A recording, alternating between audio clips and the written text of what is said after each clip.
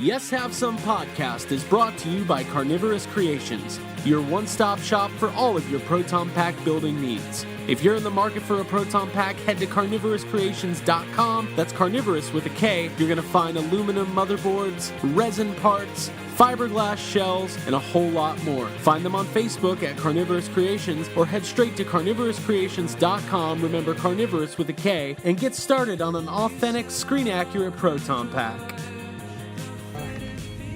Everything's under control. Situation normal. I don't want to grow up. Do you want some? Jurassic Park. Now playing at theaters everywhere. Ecto goggles with Ecto Bomber, neutron blaster, and water zapper, each sold separately. From the corner penthouse of Spook Central all the way to Star Killer Base, this is Yes Have Some podcast. You like? Yes, have some. Yes, have some. You know, they told me you people were conceited douchebags. The only place in the multiverse where you can love the book, hate the movie, but still buy all the toys. I'm afraid you're just too darn loud. I'm not looking for a friend. I'm looking for a Jedi Master. What? Please remember to hold on to your butts and get ready to get stressed. With your hosts, Craig Goldberg, Abigail Gardner, and Jacob Walsh. I feel like there's a really good after-hours podcast where we just record everything we say before we start podcasting. Right. And just throw it together. Not even just like in the minutes before, but like our entire day before. Yeah. I don't know. I feel like there'd be some good insight into our world. into something. Do something. That's what we were saying when we drove down to was it Warner Robins to see Jake the other night? Do we want to tell that story? Are we telling that story? I wanted a camera. Oh, I want to know. Just the progression of our night. Yeah. Yeah. No, it was good. Hello, everybody. Welcome to Yes Have Some podcast, episode 86. My name is Craig Goldberg. This is a very special episode, folks. Happy 2-year anniversary. That's right. It's the second birthday. Happy anniversary. Thank you for that. Yeah. You guys get a cake? We didn't. Oh. Okay. We Well, did this weekend. We had some cake. I ate some that Doritos is- from the gas station earlier. I had a banana. Jake, I what'd you got eat? I got a coffee. Here we go. I had some coffee as well. Some of our best episodes start with 20 minutes of us talking about snacks. Snack talk. Jake, would you get some creamer? No, I got a black coffee here. Wow, dude, that's how they do it in Valdosta. That's how they do it. Yeah. I You feel, have to like carry your own little little canister of silk. I've gotten to A where like flask? there's some places where I like their coffee black, and my gas station is one of them. there Okay. you go. Yeah. Jake, I noticed, and some of our listeners have noticed, a complete lack of emergency vehicles driving by. During the episodes. Are people just doing better? Are people in Valdosta doing a lot better? Valdosta's doing okay. No It's sirens. also, yeah, I mean, it's because I'm recording in a different location. Okay. Okay. So Yeah. Jake has left his original spot, and he's now like in a panic room. Yeah. Because it's very soft and quiet. Well, thank you. Yeah, you're welcome, I guess. So that's the progress we've made in 2 years. Before we started recording, Abby and I have moved 6 feet backwards in Behind the the living room. couch. We're We behind- used to be on the couch. No, we're behind Okay. the couch. Behind the And couch. Jake Gotcha. is now in a secret location. Guys, we're doing pretty good. Yeah, happy We're doing 2 years. good. Put it out there. Well, seriously, thank you from the bottom of all of our hearts to all What's of our that? listeners. I just want to thank people. I want to thank you guys. Jake, I Yeah? want to thank you right now. You're welcome, dude. Before you came into my life, I would Uh-huh. say things like, "Who's Jake?" and "I don't know anybody." I don't know anybody. And who does this guy think he is? Why does he look so cool? Have we ever told the story about? Yes. I think we've told GB that fans. about Probably. us. How we stalked you and your Slimer. Yeah. Craig was like, I think this guy's going to be at Dragon Con this year. Oh yeah. Yeah. So we've probably told it before, but for any of our new listeners, Jake, it was when you were building a Slimer to attach to your proton pack, Yeah. and this is probably like 2012, 2013, Mm-hmm. and you had posted about it on GB Fans, and I saw it, and I probably in that same voice said that to Abby. I think this guy's going to be a dragon called. And then we saw you. Yeah. And Abby was like, there's the guy from the internet. And I was like, I don't know anybody named Jake. And we walked right by. And then years later, we all went on vacations like every day together. And that's the story of how we met. What a cool story. What a good story. I feel like I left out a couple things. That's a good story. No, but I remember the first time that the three of us did do like a solid hangout. Like we went out to maybe just go to like 1 or 2 stores, and then we just kind of kept like, we want to go to another. We go to Walmart. Go a couple more stores. Kind of kept like going all day. I feel so. Jake came up this weekend to celebrate our anniversary, and he knocked on the door, and I was in the shower, and he probably saw more of me than he was planning when I opened the door. It's come pretty far. It's come far. You guys did a little anniversary gift exchange. Yeah. It's the. I was like, you answered the door, and I was like, "Oh, Craig, my presence I didn't know you felt this way." Yeah, it was like 50 shades of loose gray towel. That's got to be better than anything. Yeah. Well, we've all seen each other in our most intimate moments. Yeah. I don't know if that's true. We've all seen some things. We've all seen some things. And why I'm talking about this right now is, that's right, yes, have some. We want to see you. Send your nudes. In your towel. No, please, for the love of Please God. don't do that. Please don't. I'm not going to. Unless you're like a hot babe. Yeah. Dude. Well, thank you everybody for joining us. This is our 2-year anniversary. We really we have a really good time doing this, and we've had a lot of fun lately. We've got so much to cover tonight. We just went to Days of the Dead. That's going to be coming up in our next episode. We're going to recap that. We were going to recap all of that now, right? We did some interviews. We had some fun. We met some people. We took some pictures. And Days of the Dead has become one of my favorite conventions we go to every year. Mm-hmm. And it's also the 1-year anniversary of the Linda Blair scare. Ooh, yeah, it the is. Blair incident. But we'll keep that for, what was it, the Blair Bitch Project? Linda Blair. We may have said that. Linda Blair Underwood. That's just something. Is that an actor? Abby just shook her head with. You just gotta. Abby just shook her head with. No, stop. So we'll be talking about Days of the Dead. Better back up. We were going to talk about it now. Yeah. But I want to talk about it now. Guess what happened on Sunday? Okay. The Super Bowl. Yeah. The Muggle Bowl. That's what it was. That's what Chris Hardwick called it. Chris Hardwick called it the Muggle Bowl. Okay. Which I get it, because we're all into Quidditch. So, I know you are, Craig. What's more annoying, the people who watch the Super Bowl obsessively, or the people who don't but then get on Facebook and say things like, oh, is there a sports ball on the TV tonight? Yeah, it's like I get that, but I saw people getting on and saying, I wish that the Super Bowl would end so that we could watch this new Cloverfield movie. Oh my God. Which I was like, I totally agree with that sentiment. I was like, so cool. Up. The Super Bowl happened. There was a ton of new trailers. We got a lot of ground to cover. One thing I did want to mention real quick, I read this earlier. I don't know if you saw this, Jake. Ghostbusters star Leslie Jones is in Atlanta right now. She's filming a television show. And this great. Actually was that show's going to do well. That's cool. Oh God damn it. She went to eat at the Atlanta Fish Market. It's like a restaurant. Yeah. And apparently she got bad service and the manager was snarky towards her. And she tweeted about it. She is not happy. And it was on the news. That made the news. Like, our country is falling apart. There was literally tornado warnings this morning. And Leslie Jones got really bad service at the fish market. So, I've never been there, so I'm not going to make a judgment call. I mean, I don't even think I would eat at a place called Fish Market. What do you guys think? I don't think Jake would at all. I definitely would not, so yeah. It's got like a giant fish statue out front. I know that. I've driven past it. I like statues. It's a pretty cool statue. I don't love fish, though, so I've never frequented it. But, yeah, isn't Leslie Jones, like, headed to the Olympics, the Winter Olympics? She's, like, a huge fan. They're sending her to the Winter Olympics to do... She did that last time. She's, like, an energetic commentator. Mm-hmm. Okay. Gotcha. It would be funny if, like... It was somebody else. No, it would be funny if, like, one of the skiers crashed, and he's just, like, on the ground, and his limbs are broken, and she just walked up. She's like, why y'all like this? I knew that. But listen, before we move on to Jake, you like that one?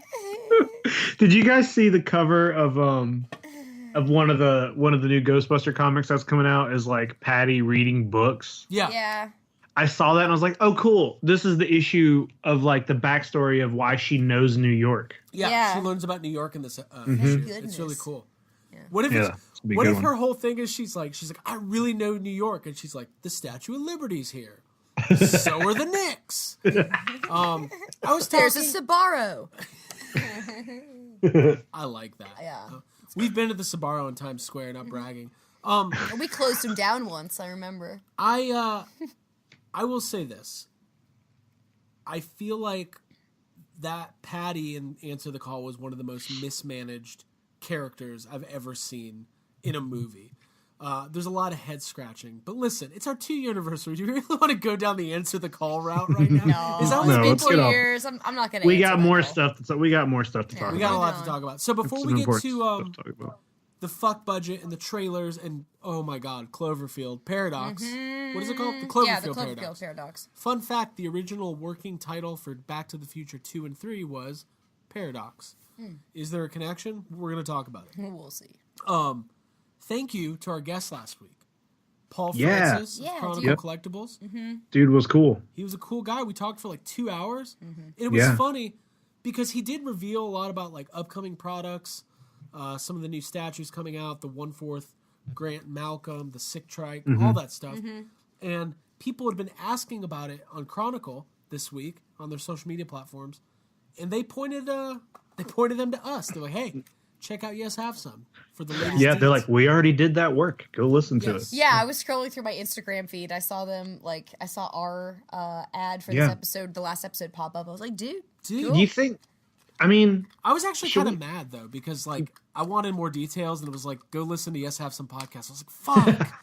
You're like, all right. I don't have 2 hours. You go back and you start listening to it. I'm like, who's this guy? This is interesting. Who's this nasally Jew? That girl's this guy sounds like such a Jew. This guy sounds like such a nasally Jew. And who's that other guy? I don't know anybody named Jake. Who's that girl? I like her. Y'all better stop. All right, Jake, what's up, man? No, dude, like, so I know we didn't. I know some of our. I just want to hit this really quick before we get on with our stuff. We did talk with Chronicle, and I know some people are wondering. And I've had a couple people message me or talk to me, and they're like, hey, how did you not just, like, yell at that guy? Jake, people I actually wonder that about you with every human being. With everything, you're just like, Jake's going to yell at this guy. Sir, what would you like for dinner? Jake's about to yell at this guy. Yeah. Don't take him to the fish market. Don't tell him they don't have the Impossible Burger. I just wanted to hit the Chronicle thing because, like, you know, we talked about. I mean, I own the Breakout T-Rex. People who listen to our show, they know that. They know what happened. They know about the paint job. And I didn't want to, like, just bring that out and talk and, you know, bring the guy on the show and then be like, hey, what's up with your fucking paint jobs? But you didn't want to put him on the spot. I didn't want to put him on the spot. And, you know, he kind of got me wanting to buy another Chronicle piece. Like, I sit here, you know, and I do have issues with my paint job. But he kind of addressed the fact that they had some problems and they switched over, you know, factories or companies or whatever. And I kind of want to give him another chance. I'm a little I've been a little stressed out about it. I like the sculpts of everything. They're putting out so many cool looking things. There's the fucking sick Triceratops. I think I'm gonna like pull the trigger and maybe get a smaller piece and see how it looks. I want to give these guys another chance, and like he was super cool to talk to. Yeah. And I want that to buy prop more. museum mentioned that didn't hurt at all. I'm sure. Right. Yeah. Right. Hey, I'd check it out. I'll invest. Yeah. Here's the thing. I mean, you can't deny that as far as like high end Jurassic Park collectibles, like Chronicle, they are putting out the top of the line stuff. Yeah. And he was pretty forthcoming. He said, look. There's been times in the past where you have your prototype and you do it in-house and it looks amazing, and then they get sent off to the factories for, you know, painting and everything else, and it's a little bit out of your hands. And when you have a smaller company, even though Chronicle has all these giant licenses, Jake, we talked about it. They only have 6 or 7 people work there. It's a small operation. So he said his wife works with him and did a lot of that. So that's pretty Jake's cool. like, did your wife do the paint job? Is that what happened? But no, he had quality control. He made it really. Here's the fact: any company can't afford to put out less than great products because then people stop buying them. So he was super cool, really great guy to talk to. We talked a lot about movies, the current state of special effects, and how how it's not that easy for a small company to deal with these giant movie studios and all how sorts. Much he loves Armageddon. God, and he loved The Last Armageddon. Jedi, which Did we talk about Alien Covenant at all? Did you like that? I wish we had hit that. I don't know. But anyways, we talked a lot about James Cameron. But yeah, Jake, I agree with you, man. When you buy a product, you want it to be, you shell out a lot of money, you want it to be good. Yeah. But got to give them another chance. Got to do it. I mean, it's just going to happen. Linda Blair, though, no. Linda Blair. No more chances. No more chances. Hey, you're going to order Sorry, the Malcolm statue. He's going to have a red shirt on you. What the fuck? Like a Hawaiian shirt, like Nedry's shirt. They just mixed them up, yeah. Yeah. Speaking of that, and we got a lot to cover, so I do want to get to our main topics here. But there was some convention announcements this week. Oh God, there wasn't there? They've got us a Flutter, a Twitter. Yeah. They got us something. Jeff finds a way. Jeff is finding a way. How do you feel about the fact that Jeff Goldblum is doing 4 conventions, one of them MegaCon in Orlando, which we're going to be attending? I feel my heart is a Twitter and a flutter because that's what I asked you if it was happening. Yeah, I know, that's crazy. And exciting because I mean, A, I've never seen him at a convention. B, he's a big actor. He's done a lot of stuff, especially recently. And I'm excited to see him in Fallen Kingdom. And it's going to be really cool to be in person. I don't know how much that the photo autograph package is going to cost. I'm imagining it's going to be. Yeah, but you know what? I think I had someone else I was talking to ask what I thought the price of the photo op was going to be, and you know what my answer was? It doesn't matter. It's going to be worth it. Yeah. Doesn't matter. It's Jeff Goldblum. Yeah, spare no expense. Yeah. The bigger stress to me is what do you get him to sign? Yeah. Right. I'm gonna get him to sign Abby. Glass of water. Yeah. Just sign a small cup of water. Just my hand. I'd be like, will you just hold my hand for a little while? He'll be like, talk about the follicles. kids. Jeff Goldblum is an A-list actor. He obviously is known for Jurassic Park, Independence Day. He was in Thor Ragnarok, a million other things. Have you guys ever seen that movie, 9 Months? He's in that. No. The Fly. The guy's Fly. But it's amazing. He's achieved that Bill Murray level of Hollywood mystique where everybody wants to go hang out with Jeff Goldblum. He's a legend, yeah. He's a legend. He seems less cranky than Bill Murray. For sure. Definitely. And the fact that he's doing these conventions is really cool. Now, this is part of the Fan Expo family. So there's they do Fan Expo Calgary and Dallas, and they do MegaCon. They are doing these Back to the Future reunions in Dallas and Calgary. Nothing yet for Orlando, but they've got Michael J. Fox, Leah Thompson, Tom Wilson, and Christopher Lloyd. Yes, I was like, it's not Crispin Glover. Don't say Crispin Glover. It's definitely not him. And they're doing these VIP meet and greets, and the Michael J. Fox autograph is $175. I would assume Jeff Goldblum is probably less than that. And also Michael J. Fox, because of his health and things of that nature, he doesn't do a lot of these types of it's a little more sought after, rare. But for $1,000, you get all the photo ops, all the autographs, and gold star seating for the Q&A panel. All I'm saying so much money. That's a lot of money. But are you a real fan? I am. I love Back to the Future. I've had this back and forth for a long time of whether or not Back to the Future is actually my favorite movie. It's great. It's great. That's the kind of favorite movie that if somebody was if you asked somebody what their favorite movie was and they said back that there's no arguing that. Right. Yeah, no disrespect. There's no oh well that's that's not what I would say. That's a perfectly reasonable answer. Yeah. Yeah. Now if you ask somebody what their favorite movie is and they say National Treasure, then the conversation. Then we need to talk. Yeah. Then you're like, okay, this is a guy I want to party. Then we're talking. So yeah, Jeff Goldblum. We'll keep you guys updated on pricing and photo ops. And Jake, I agree. What do you get signed by Jeff Goldblum? I don't know, but I hope Froggy Photos isn't doing the photo op. Oh dude, it's gonna be bad. Well, mainly because I wouldn't be surprised if it was Froggy, because a lot of the times they use frogs to fill in the DNA gap. And, that was pretty good. That was a good one. Sometimes African frogs have been known to change gender, and we don't want that's like a whole can of worms. All the dinosaurs are women. That was your. I want a Jurassic Park shirt with Jurassic Park font that says all of the dinosaurs in Jurassic Park are women. It makes no sense, but I love it. I love it too. You guys ready to move on to this fuck budget? Yeah, let's do it. Fuck, motherfuck. I don't give a fuck. We'll do it live. Fuck it. So we're calling this the Super Bowl fuck budget, or the Super Bowl of fuck budgets, because let's face it, John Yerkeba messaged me the other day and said, "Hey, are you guys programming the commercials for the Super Bowl?" Dude, it was very Yes Have felt that way, didn't it? Yeah. It was like, cool, Han Solo trailer, cool, Jurassic World trailer. Oh, the new Cloverfield comes out tonight. Surprise! Secret sequel. Yeah. God. Dude, it was a special night. It was. I honestly, I couldn't believe it was happening while it was happening. Yeah, I was waiting for them to be like, guys, Gremlins 3 comes out on Hulu after the game. Yeah.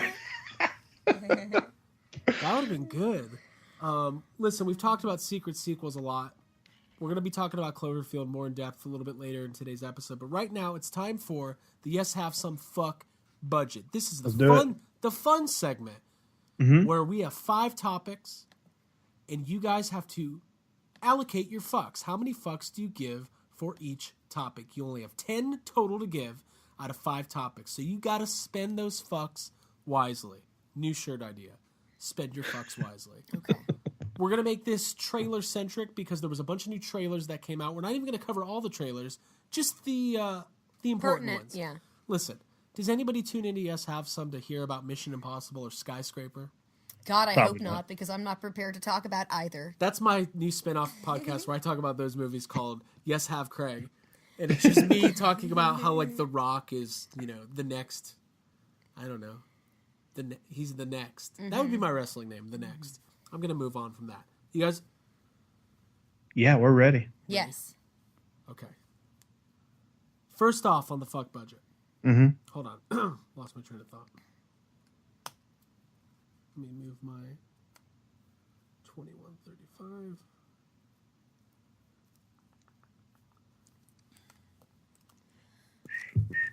Right, here we go. So, our first trailer on the Yes Have Some Fuck budget. This actually wasn't a Super Bowl trailer. This one was released just today. The first full trailer with the first footage of Deadpool 2 was released. Abigail Gardner, when it comes to the Deadpool 2 trailer, do you give a fuck? Yes, I do. I give 1 fuck, and originally I had 2 fucks allocated for this, but I took it down to 1 because I had to portion out to some other things that I decided I cared about more. But yeah, no, Deadpool was a movie that surprised me when I saw it, and I really liked it. I think I saw it maybe twice in theaters when it first came out. So I've been anticipating the follow-up to it, and this trailer was funny. Like, it wasn't a whole lot of footage from the movie, but it was enough. The tone is like the exact same as the first one, like extremely sarcastic and like hilarious and like irreverent. And I like the joke about like the green screen use and like how the CGI wasn't there yet. Like it's just fresh and like funny, and I really enjoyed the trailer. And I think that the image for the movie with like the Flashdance like parody thing is like hilarious. And I like Ryan Reynolds, and I laughed a lot in this trailer, and I think it looks really good. So I give it 1 fuck, originally 2. Right, and I'm going to chime in on all these. Normally I don't chime in as much on the fuck budget, but I feel like this week it's a little special. I'm giving you permission. Thank you. Craig gets to give a fuck. I'm going to give a fuck this week. Before I give a fuck, Jake, when it comes to this Deadpool trailer, how many fucks do you give? Yeah, so I had an issue with my fuck budget this week. I'm gonna go ahead and tell you. Do you need to go to the doctor?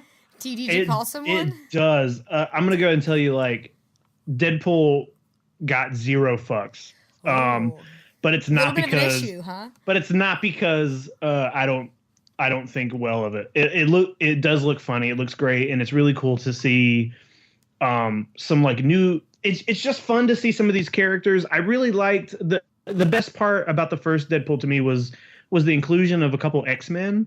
It was just really fun to see Colossus be the Colossus that, you know, is a little more familiar from the comics and the cartoon and stuff like that. So that was fun. And like, you know, Domino is in this, and I'm like, this is kind of like getting an X-rated X-Men movie. You know, it just seems exciting. Huh?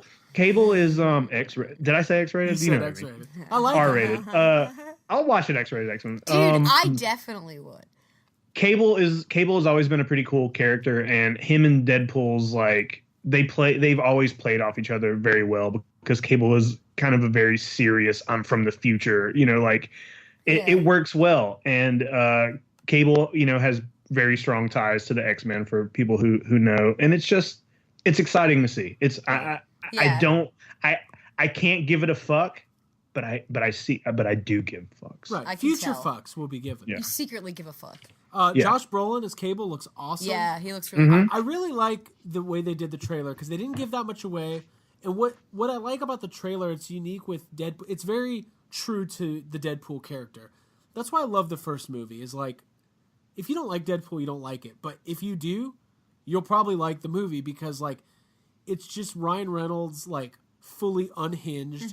And the whole thing in the trailer with like him playing with the action figures and like dude, that was the thing for me though. I definitely didn't think I liked Ryan Reynolds, and I didn't think I liked Deadpool going into the movie, because like my impression of Deadpool was like strictly from going to conventions and seeing like the dudes who dress up as Deadpool and being kind of turned off by it, being Wait like, a minute, I just stopped liking Deadpool thinking about that. Dude, well, because it was like the Heath Ledger Joker for a while at conventions, where it's like everybody's doing it, and it's like, oh, you get to, Deadpool pops up everywhere, so you get to do a mashup costume for everything. So I kind of was I wasn't like excited. I went into it like with a pretty cynical perspective, and then I was really taken aback, because I was like, whoa, I like Ryan Reynolds, and this is funny, and it was heartwarming and touching and moving, and it was just a well-done movie. So, and it'll be interesting. Tim Miller did the first Deadpool, and obviously he was supposed to do the new one. He's not on it.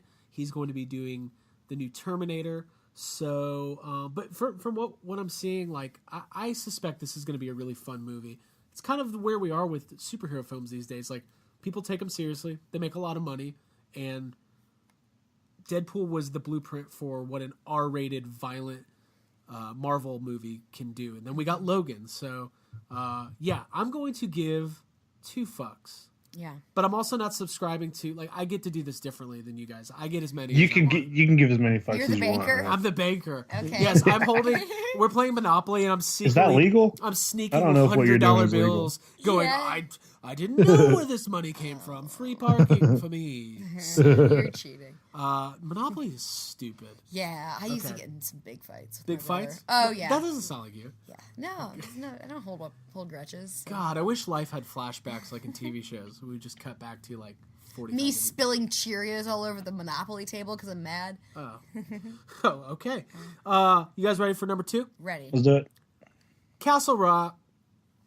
I just want to say that. Castle Rock. Castle Rock, the new Hulu series based on Stephen King, coming from J.J. Abrams. We don't know a whole lot about it other than it takes place in the fictional town of Castle Rock. It's loosely connected to various Stephen King properties. Jake, I have a feeling there's going to be some fucks here, but I don't want to spoil. I don't want to be a fuck budget spoiler. Well, you know, you're probably wrong. I gave it 0 fucks. You're probably wrong. Craig, I need a little more. Obviously, I'm excited to see this. Just it's Stephen King related, but it also is giving me like Once Upon a Time vibes, where it's like we might know some of these characters, but it's all completely, I don't know. It seems a little weird, but also it's just like it was a super short teaser. It doesn't show us anything. Terry O'Quinn is in it, which I guess like that alone deserves a fuck, but I gave it 0 fucks. Terry O'Quinn played John Locke in Lost. Yeah. I loved seeing him pop up. Me too. Okay, so Jake's being a little stingy with his money this weekend. Yeah. It's because we just went to a convention. Yeah. You can't just go. We gave so many fucks this weekend. By the way, I did want to institute a new rule. This could be a t-shirt too. Anytime more than 5 fucks is given to one topic, that's called a fuck boner. Okay. All right. I just want to say that. Okay. I think we can top that. Okay. Oh. Abigail Gardner, you saw that Castle Rock trailer a couple times. What'd you think? I gave it 2 fucks. Because I like Bill Skarsgård and I like Sissy Spacek and I like J.J. Abrams and I love Stephen King.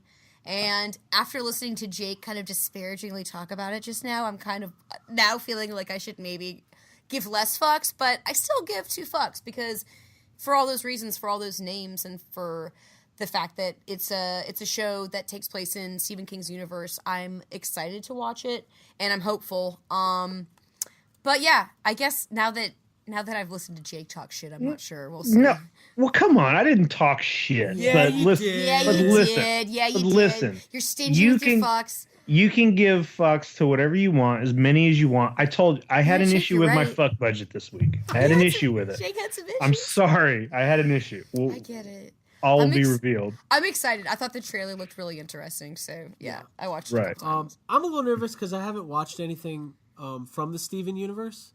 Stop. What? I've never seen an episode of that. I see those costumes. Yeah. Oh, is that not what this is? Yeah.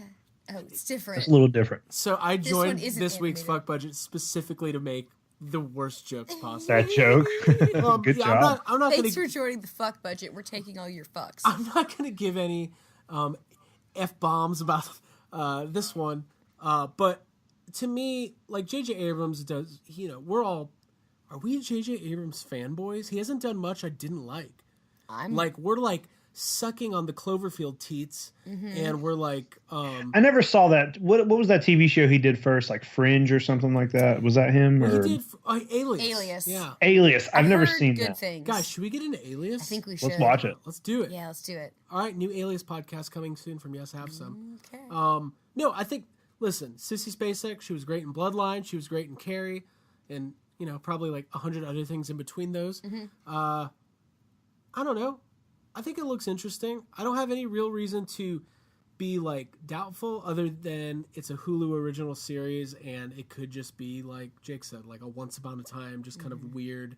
I hope it's not Monster of the Week. I hope it is serialized and, it adds to the Stephen King lore, but I guess we'll wait and see. Yeah. So 0 fucks for me. Okay. All right. Copy that. Cool. Anything else before we move on, folks? That is it. All right. Number 3, Avengers Infinity War. Not Infinity, Unfinity. Infinity. Avengers Infinity War. This is the second trailer. This was a shorter spot. It was a Super Bowl TV spot, but showed us a little bit of new footage. A couple new shots of the Guardians. Jake, when it comes to this Infinity War trailer, I have a feeling I know where this is going. You know where this is going? I feel like I know where this is going. You do know that these you don't get any rollover fucks, right? You can't use them for next week. All right. It's fine. How many fucks do you give? 0. Man, Jake likes being withholding. 0 fucks. He's edging. This trailer, listen, this trailer wasn't, this was kind of the worst trailer of the night. It seemed to be the shortest. There was nothing. The only new footage was just people running around. And we've been watching these same Marvel characters just run in slow motion for 10 years at this point. Yeah, it's going to take them forever to get where they're going. Nothing. It does nothing.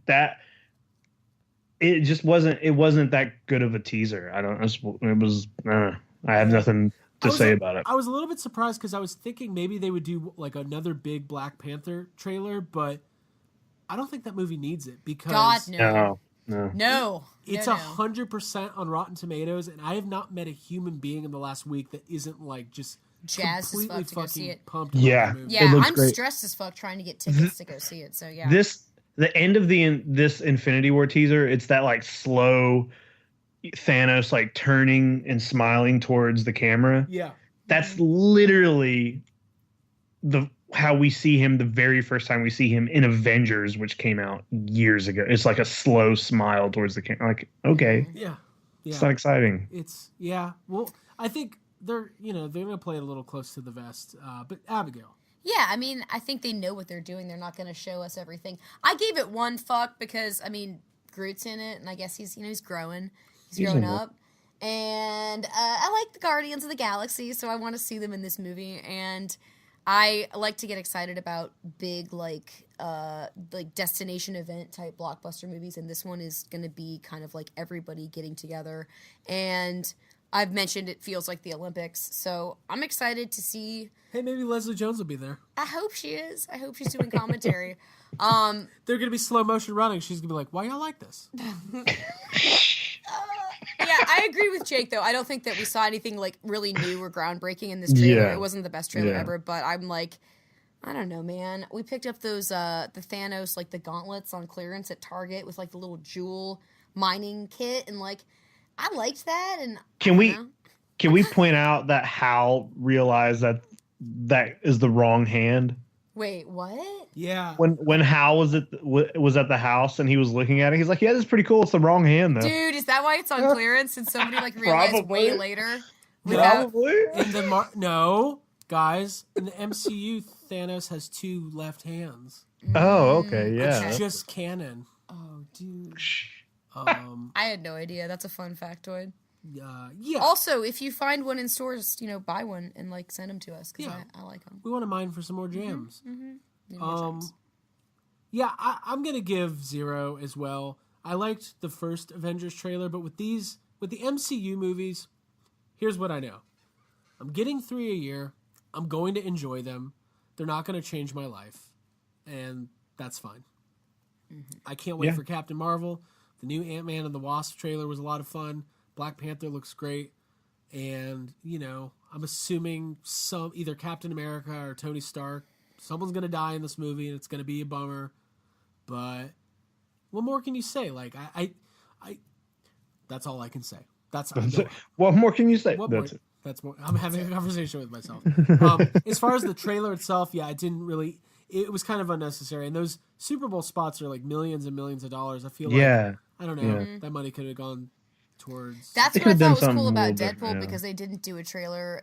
They did like live tweeting during the Super Bowl. Like Deadpool's Twitter account was like just being hilarious. So snarky. I liked it. So snarky. But good for him. He had cancer. He's been through a lot. Yeah. It's true. He's a fighter. All right, guys. I think we've been kind of rushing through to get to the big 2. This is what the people want, right? The big 2. Let's do it. This is what we've been edging for. Skyscraper and what was my other one? Mission Impossible 10. Mission Impossible, all my fucks.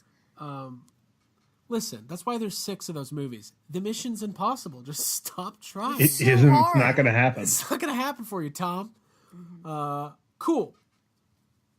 Right now, we are a couple of months away from Jurassic World Fallen Kingdom. We got our second full trailer. This trailer was much different than the first one.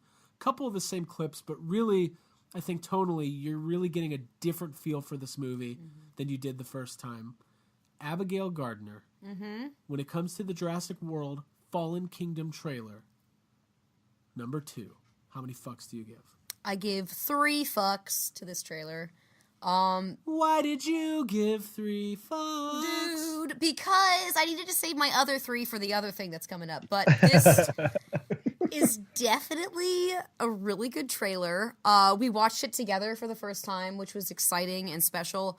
And like you said, the tone feels very different from the last movie, from Jurassic World. And I really like where Bryce Dallas Howard's character, Claire, is like progressing.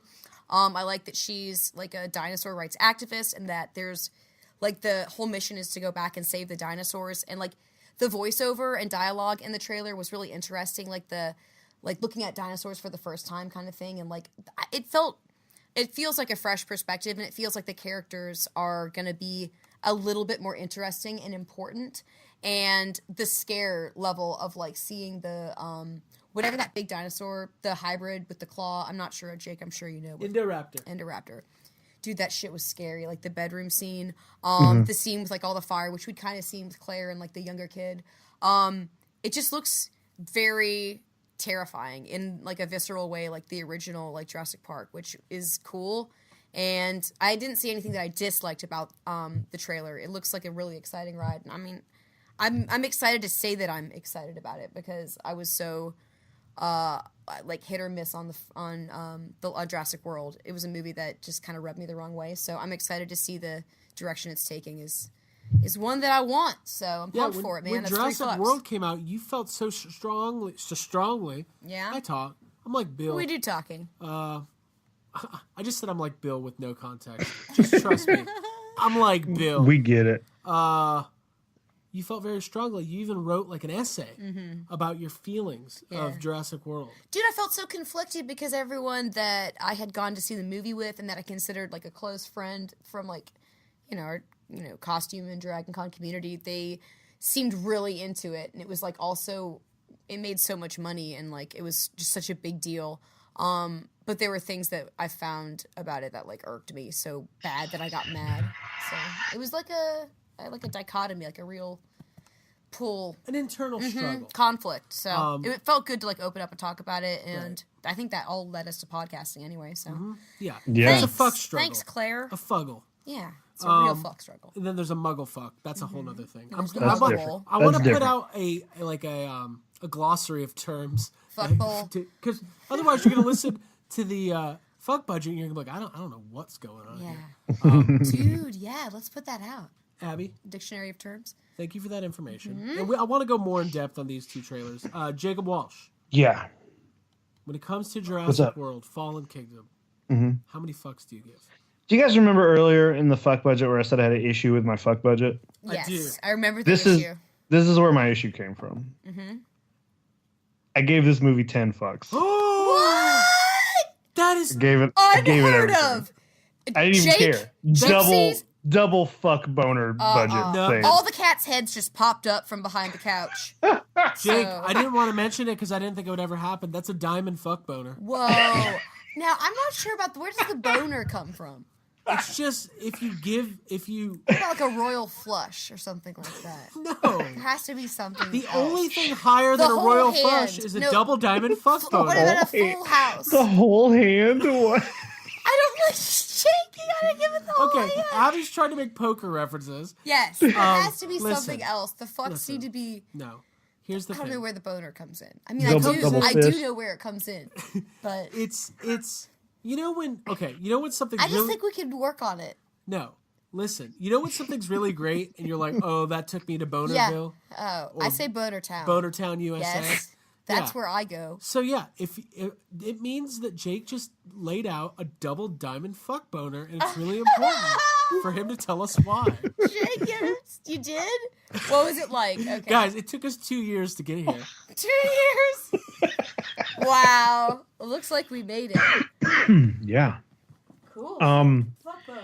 Yeah, I gave it all of my fucks because not only Jurassic Park, the original, is, it's in my top 3 favorite movies of all time. And just for context, what are your other 2? My other 2 are Jaws and The Dark There Tower. Will Be Blood. Okay. Yeah, Dark Tower. No, so like Jurassic World came out, and I enjoyed Jurassic World. I thought it was fun. It wasn't perfect, but I knew from that very first Jurassic World trailer, like, this isn't going to be Jurassic Park. This is something different. And I kind of braced myself for having, almost all CGI, being a little more silly. And I liked it. I thought it was fine. I was expecting Jurassic World 2 to be the exact same kind of thing. And the first trailer showed me that it was going to be the exact same kind of thing. But this trailer, like, I probably more than you two complain about trailers a lot and about how it seems like the people who make trailers nowadays just like it's their first it's all of their first job. Like no one's made a trailer. This is the first trailer. Every trailer I see is like, oh, that must be the first trailer that person has ever cut. They also have probably never seen a movie before. That's what it feels like. And then this trailer came out, and I was like, "What the this movie looks completely different from the last trailer." It does look like a horror movie, and that's amazing. I want to see Jurassic Park just like be scary again. Like that's great. That's the kind of stuff I like. I always thought, maybe they should have kept Malcolm out of the first trailer, and they keep him out of this. It looks good. It's scary. Yeah, Craig, you mentioned there's that one line where the kid's like, "Am I dead?" And he's like, "Not yet, kid." And we were like, just the way he delivers that, just like it made me think of Indiana Jones. Yeah. And it seems like, you know what? That line alone felt more like something out of Star Wars than anything in the next thing we're going to talk about. Yep. Well, Get ready for we're Chris about Pratt to talk as about Indiana Skyscraper. It just, I don't know. It just, the trailer looked so much fun. It was kind of surprising because it looked so different from the last one. The dinosaur stuff all looks great. The new thing looks terrifying. Like the fact that it's like creeping in a girl's bedroom, like yeah, it just looks scary. It looks scary, and it looks like this movie is going to be a lot of fun. Terror on the home front. Yeah. It looks very, very scary. Yeah, I'll give it 5 fucks. I don't know how many I have left, but like it's which is a fuck boner, just to let everybody know. Just to put that out there. I think the movie looks incredible, and that's not something I ever thought I was going to say about the sequel to Jurassic World. I think what you get out of this movie does kind of harken back to the first movie, which is a balance of a sense of wonder and a sense of sheer terror. Mm-hmm. It's like the whole message of like, these are majestic creatures we were never supposed to interact with. How could you just let them die? Mm-hmm. And Jurassic Park is always going to tinker with the notion of, should we be doing this? And some, nefarious or up to no good character. Yeah, moral ramifications of like should we cage and like. Not only are we going to make new animals and new dinosaurs, we're going to combine them and genetically engineer them and invent super raptors and things like that. Jake, I completely agree with you. I think Chris Pratt seems like he has more energy in this movie. He's probably a better actor now than he was 3 years ago. Bryce Dallas Howard looks great. I bet her character from what they're doing the viral campaign now. What is the website, Jake? It's like the Dinosaur Protection Group. Yeah, and it's really cool. It's like that. I like that. That's part. That seems like a little like a fan fiction thing. Like I'm surprised to see something like fun and original like that in the movie. Just like, so if you go to the website, dinosaurprotectiongroup.com, it looks like a real website. Yes. The picture with Bryce Dallas Howard and all the kids does not look, it looks like a real real event. I want that shirt so bad. God, I want that shirt. I spent about an hour today looking to see if anybody has replicated those shirts yet. Wait, go back up, Ab, real quick. All the kids, we need to Photoshop Jake in the background holding up his picture of a dinosaur. Yes. We're going to get on that. I'm going to do that. Yeah. Although, I don't know if we need to let Jake and his double diamond fuck boner anywhere near Bryce Dallas Howard. Boy. She's beautiful. She's great. And you know what's funny? She's dynamic and she's very talented also, as I've seen in other stuff. What did I say? She is, yeah. Oh, I said she's beautiful and she's great. Well, it's true, but she's yeah, and we're gonna be talking about her dad in a second, which is really weird. Mm-hmm. So because he directed Skyscraper. This is my favorite shot of the trailer is Chris Pratt dodging the T-Rex jaws coming down like in the back of that cage or whatever. Mm-hmm. There's some really good shots of Rexy. Got that roar. Got blue popping in. You get the feeling that the volcano thing is going to happen in the first 30 minutes of the movie. Yeah. And they're going to be coming off the island and all hell's going to break loose. Well, I think we talked about it whenever the first trailer came out. There was an article by I forget who's directing this one, but J.A. Boyano. Right. He came out and said everything in that trailer for the first movie takes place in the first half of the movie. He was like, there's nothing from the midpoint of the movie in this trailer because people were complaining like, oh, why would they? People. People were complaining like, oh, they gave away, the volcano thing. That's going to be the, climax. And he's like, no, it's not. There's a whole other half of the movie, which I guarantee you is taking place in this mansion with the Indoraptor, and that stuff's probably all from the second half. Yeah, the only thing I'm bummed about with this Dinosaur Protection Group website is that there's no merch. I know. Dude, I looked.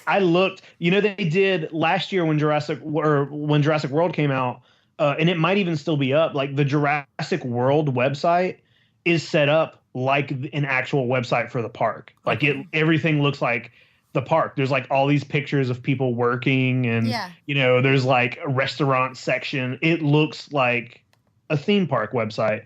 And there is a merch section, and that's where you get your Jurassic World merch. So I was like, man, they better have these fucking shirts for sale. Dude, I love that she went from like high-powered, static, clean-cut businesswoman to like super liberal, vegan, save the... It's like when you're date a girl for 5 years, and then she goes to college, and she comes back for Thanksgiving, and she's just different. Yeah. Like Summer in season 4 of The OC. I'm going deep. I'm going super deep. I remember. Or in in Son-in-Law. Yes. I actually just described the plot of Son-in-Law. Yeah. She doesn't come back as super liberal vegan. She comes back as Pauly Shore's wild child. Middle America. Okay. Hey, that movie's good. It's all right. All right, guys. Yeah. So, Jurassic World looks fantastic. I think I'm going to avoid further trailers because they're just going to keep revealing stuff. And yeah.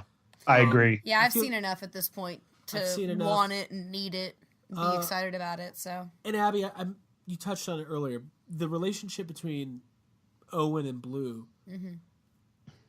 It's special. It's special. Mm-hmm. And the fact that like... That was my favorite stuff from Jurassic World, so I'm excited to see that.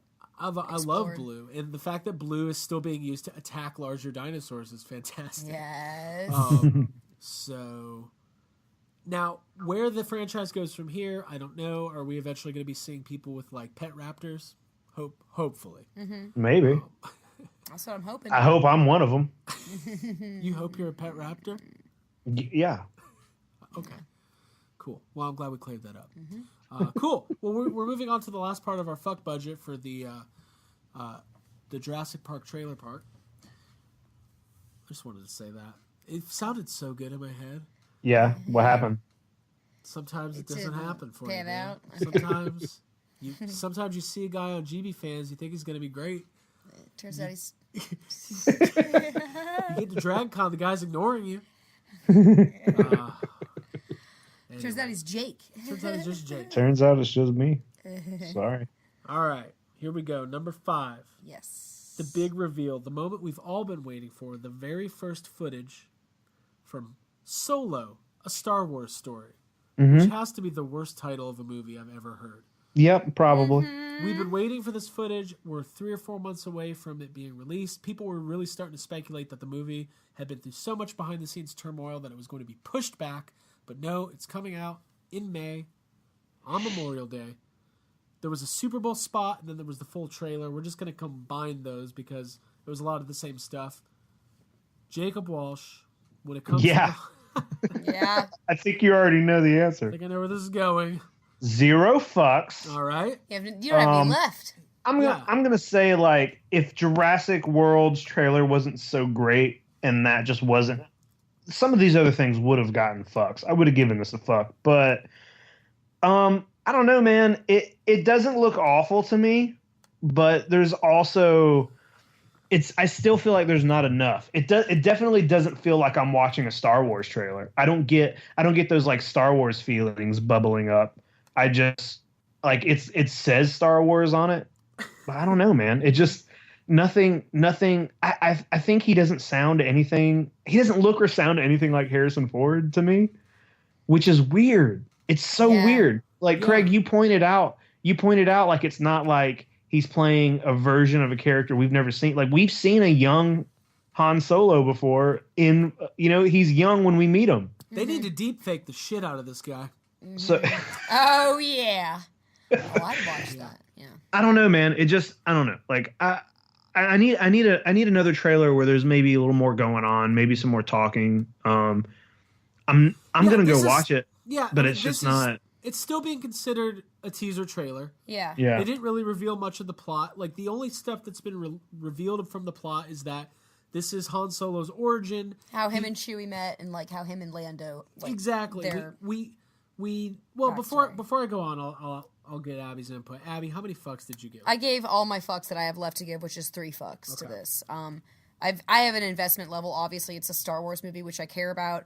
I'm super into Donald Glover. Like, I'm all about his shit right now, so I'm very excited to see him as Lando Calrissian. So he's going to be the best part, I believe. Yeah. I think he's going to be the best part of the movie. Dude, like, his own little poster, they had, like, the separate posters for each character. I really liked, like, his look and the colors of that. Like, I'm all about that, and that gets me very excited, but there's some weird stuff in this trailer, and I don't know about Alden Ehrenreich. Is that how you say his last name? Who knows? Yeah, I'm not sure. Yeah, dude, I'm not warming to him, and I think it's because I do love Harrison Ford as Han Solo so much, and he is so iconic that introducing a new face into that role, it's a dangerous and dicey thing. Weird. It's just weird. It's flat out weird. You like that joke at the end of the trailer, which first of all feels just like Guardians of the Galaxy, that like to fly into a tentacle monster, which is weird because the Guardians of the Galaxy is so hard, like trying to be A New Hope in so many ways. So it's like a weird like meta thing. It's a circle. Yeah, it's a cycle. But yeah, dude, that joke doesn't really land for me with when Han Solo's like, looking at like, oh, I'm not sure how we're going to do this kind of a thing. Like, I don't even remember what he says, but I was just like, dude, this is not, it doesn't feel like the confidence and swagger that Harrison Ford brought to that role. And like I've said, the oozing machismo, like bravado that you get from Han Solo, which I am into, I don't get from this guy. And honestly, just seeing Emilia Clarke, who plays the Khaleesi from Game of Thrones, who was also in Terminator Genesis, and like, God, like that's just like, it frightens me to see her because I don't know. I'm not sure how much I like her outside of Game of Thrones, but she does keep the British accent, as you can hear in her little like one line in the trailer. So who knows? It could be okay. But is the reason we don't know if we like her outside of Game of Thrones because the only thing we've seen her outside of Game of Thrones was the worst Terminator film ever made. Yeah, probably. Well, I love her because I'm Unsullied. I liked her. I've always liked her too, but I see the same. I have that same worry. Like that movie's awful, and it's like, but it's like everybody in that movie is kind of awful. So it makes, but there are good actors in that movie, so it makes you wonder if it's like. So that's interesting though, because I don't know why we haven't talked about this yet. Part of the issue in that movie is that she's playing a young Sarah Connor, but we've already seen Linda Hamilton play a very iconic young Sarah Connor. And right off the bat, you're just at a disadvantage. Like, for me, when I go into this movie, when I go into Han Solo, I'm going to give it the biggest, most optimistic, fair chance I can. Yeah. And if I walk out of it going, it's really hard for me to buy anybody as Han Solo but Harrison Ford, having said that, this guy did a great job and this was a really fun movie, that is, I think, the topic. It's not, no one's going to walk out of this going, wow, now that's Han Solo. Like, no one's saying that. That can't. Yeah. So I think you're automatically at a little bit of a disadvantage. I think that, we are all saying Donald Glover is going to kill it as Lando, but also we don't know that. Like, yeah, but it also there's so little Lando in in the movies. It's not like he doesn't have as hard of a job. First of all, he looks good as the part. You know what I mean? Like you can look. He's a proven actor. Yeah. Exactly, but you can look at him and be like, oh, you know what? I can see this person turning into Lando. You know what I mean? Like they're pretty similar. Right. Han Solo, like this other dude is not. And first of all, like I could see this person running a hot dog cart. Yeah, dude. When he talks about how he wants to be the best pilot and all that, I'm just sure. Well, that's what I want to say. So Han Solo. From the research I've been doing, and where's the attitude? There's some stuff coming out on Entertainment Weekly. They're doing a big write-up this week, and they've been releasing pieces. They've released some photos today too. Part of the story is that this is a younger, less cynical, more idealistic version. So it's like, so this is like not Han Solo then? So it's just different. Cool. What I was trying to come up with when the fake trailer comes out, not the fake trailer, or the Honest trailer comes out, like what names they're gonna. What was the one I came up with? Oh, it was so good. Like fraud. Harrison Fraud. Harrison Fraud. Yeah, that's what that was it. Harrison Fraud. I think good for you. Glad we got that.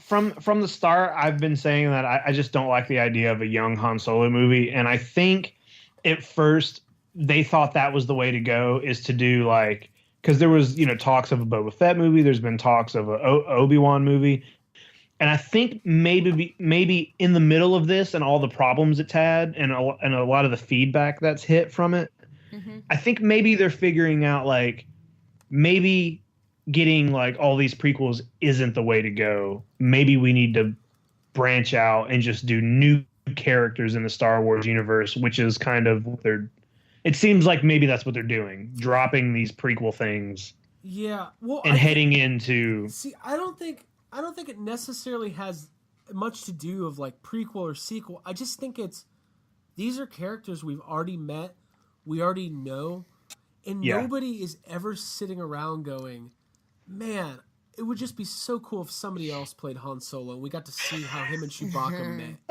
Yeah. Like, do that in a comic book, do that in a novel. But like, if you're going to put in $200 million and another whatever, $500 million into marketing, like, let's get something new and original. Before we move on, though, let's actually talk about some of the stuff we see in the trailer. Like, aesthetically, I think it looks pretty good. Like, we say all that, but I would watch a movie with just Donald Glover that's like a strictly a Lando-centric movie. So well, I know. I'm just throwing that out there. I would be okay with that. Would. Okay. All right. You need a towel? No, I'm fine. Okay. All right. There's a lot of reasons why this movie could be great.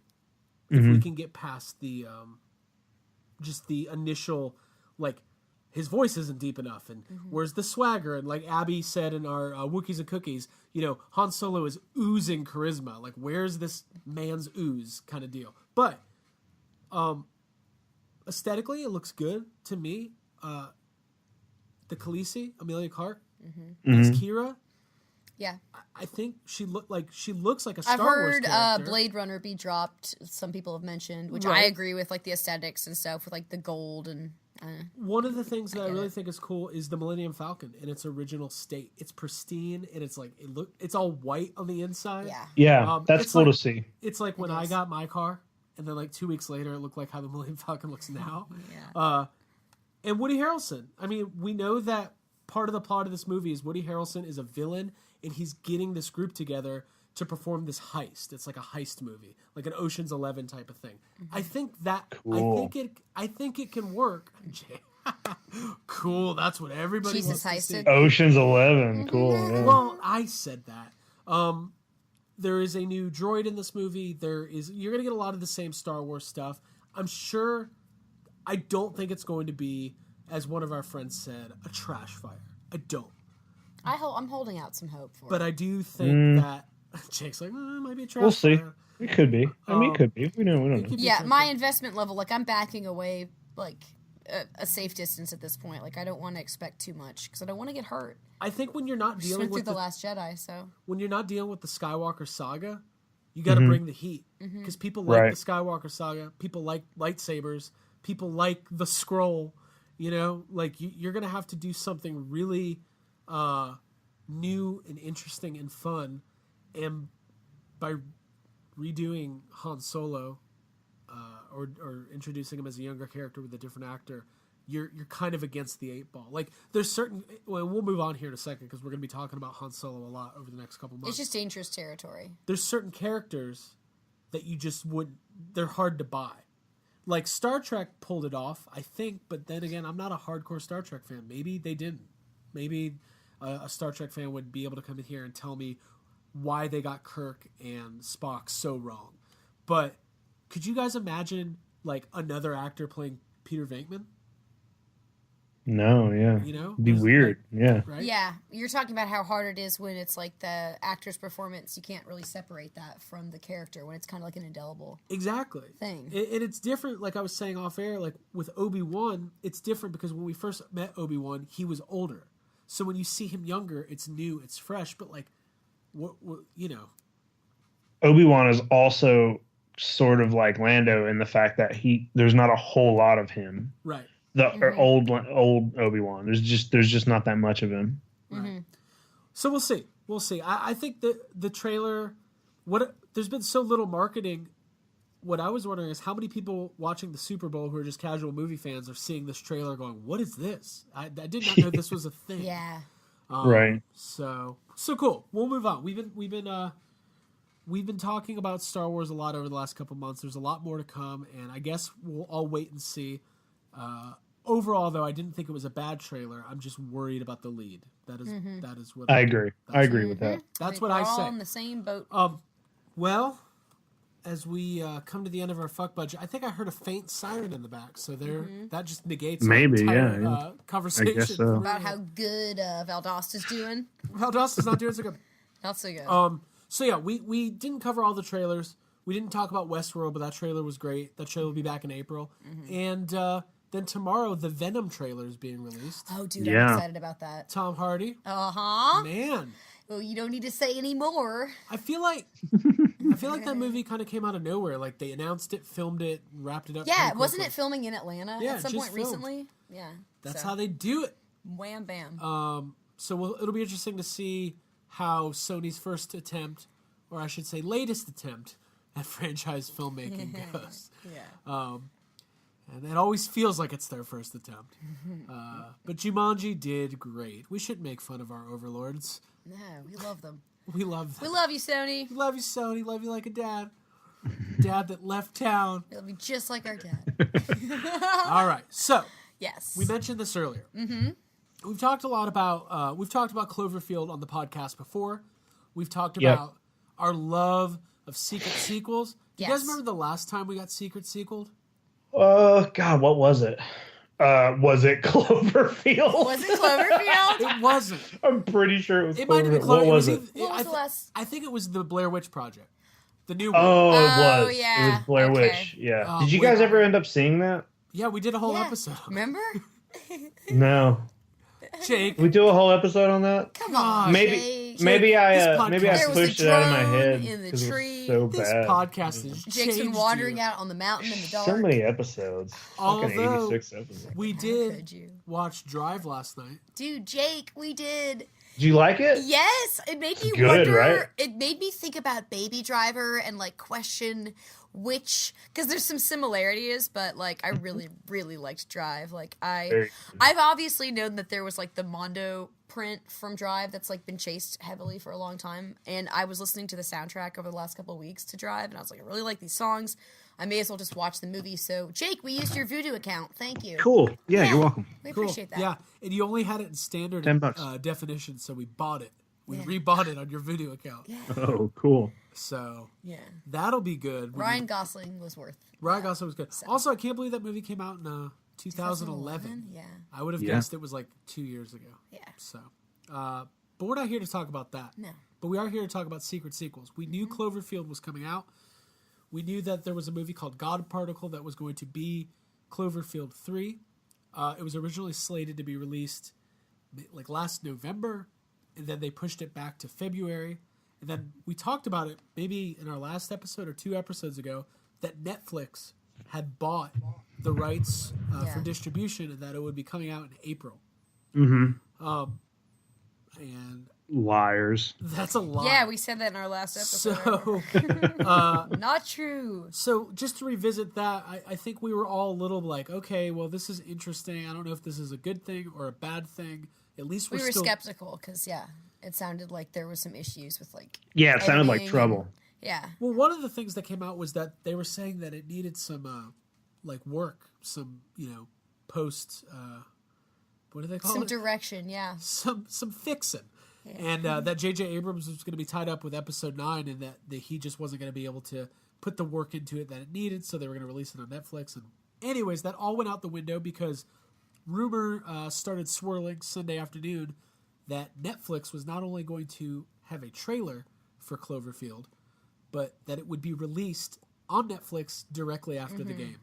The way this went down, I kind of so like we're all watching the Super Bowl together, right? Yeah. God, I never thought I'd hear that sentence. Just getting down to some sports. I'm pretty sure we did the same thing last year. Oh yeah. Once a year I trick you guys. This year was more fun though. It was fun. Yeah. We had vegan cake this year. We did. But what was funny about it is, Craig, you got like a text from somebody, and it was like the text was like, "Oh, what's up with these Cloverfield rumors?" And we had no idea what they were talking about. And you looked it up, and it was like, "Oh, there's a rumor Cloverfield's being released tonight." And I feel like it was less than 5 minutes later, we got the trailer. Right. Mm-hmm. And when the first trailer came out, it didn't say tonight. It said coming very soon. Yeah, coming very soon. And me and you immediately were like, "It's happening. This is happening." Yeah. You know what's funny? We're so cynical and skeptical, but like for some reason when it comes to Cloverfield, we're like, no, yeah, this is anything's definitely possible. Yeah. Yeah. There's like a meme. There's like that meme going around where it was like the first Cloverfield, months and months of speculation. Yeah, speculation and rumors. Cloverfield 2 announced a month before it was released. Cloverfield 3, released and announced in a single night. Cloverfield 4, J.J. Abrams just throws the DVD through your window. No, dude, Cloverfield 4, I guarantee you're not going to know it's Cloverfield 4 till after the movie. Yeah, you're just going to wake up from it. Yeah. Cloverfield 5, you just realize you live in Cloverfield. You're Cloverfield. That's actually you You're are in it now. Cloverfield 6, you just realize you're a monster. Yeah. And all the ants you step on are people. Makes you think, doesn't it? Oh, man. Cloverfield 7, you see some kind of ad that triggers a memory that's been locked away in your head that makes you remember that you've actually seen Cloverfield 7 20 years ago. It's gonna come out that all movies are Cloverfield. Just all. They're all in that the parallel universe. Hey, I'm okay with that. Yeah. Oh yeah, that's fine. So I'm a big fan of the Cloververse, and I was reading it before we talk about it. I was reading an interview with J.J. Abrams today, and they were talking a little bit about how this all came about. And basically, they had a meeting, and once they sold it to Netflix, in the course of this meeting, they were like, well, what's something cool that we could do? And somebody jokingly was like, we just put it up right after the Super Bowl, and they all laughed, and then they were like, okay, we're doing it. Yeah. Oh, my God. That's amazing. Dude, yeah. That's amazing. And there's how also, good ideas happen. so it came out last week that the fourth Cloverfield has already been filmed, and it's a World War II movie that shot under the title Overlord. Overlord, yeah. And that it's going to come out this fall. Okay. It's set for an October 26th release in the theater. Okay. So by Cloverfield standards, that means it'll be on Hulu yesterday. Mm-hmm. Check it. It's there now. And they've been toying with, like, J.J. Abrams says he really wants to do a Cloverfield Western, and they've also toyed with the idea of doing a romantic comedy. So I'm into all. So a romantic Western comedy. A romantic Western. I think that already exists. It's called Wild Wild West. Oh. And it has just been confirmed. Going Wild Wild West. straight to The Cloverfield. All right. Okay, wait, that movie does end with a giant spider creature thing. Yes, which was supposed to be in the Superman movie. There it is. That never happened. All right, so that's the setup. It was like the world was speaking to us. New Cloverfield movie. You guys were going to watch a movie already. You're now watching Cloverfield 3. Let's make our dinners. Let's sit down and watch this. Dude, we're eating that cake. Now, a lot of people watched it. The reviews are really bad. Let's just get all the facts out. The reviews are very bad. Right. A lot of people who have seen it have been very iffy on it. But before we even reveal our opinions, the one thing I want to say is that anybody who I've talked to who loves the first two movies really enjoyed this third movie. Agree. Yeah. Yeah, I would agree. So had that being said, get your double diamond. You know what's out. Mm-hmm. Or FBs. Your FBs. Jacob Walsh, what did you think of Cloverfield? Wait, we haven't said what it's called. The Cloverfield Paradox. The Cloverfield Paradox. I really liked it. I do think. So I mean, first of all, it was such a weird experience to go through. Like, hey, it's tonight. Like we started watching this movie without even seeing a trailer, pretty much, because the 30-second ad that they posted only half of the clips were from this movie. The other half were from the first Cloverfield. Right.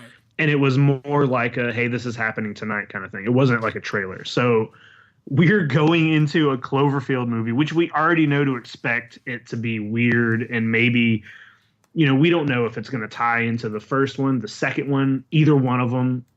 We don't know. We don't know. We don't know.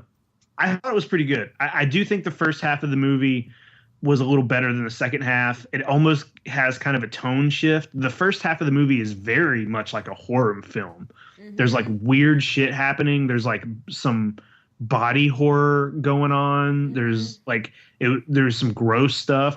Just some things that I wouldn't expect from the movie. And then it kind of transforms into a little bit of an action film the last half, but I thought it was really enjoyable. I think it adds some good stuff to like the lore of the Cloverfield franchise. And also, I guess we should just go ahead and say it. The fucking Cloverfield monster is in this movie. Yeah.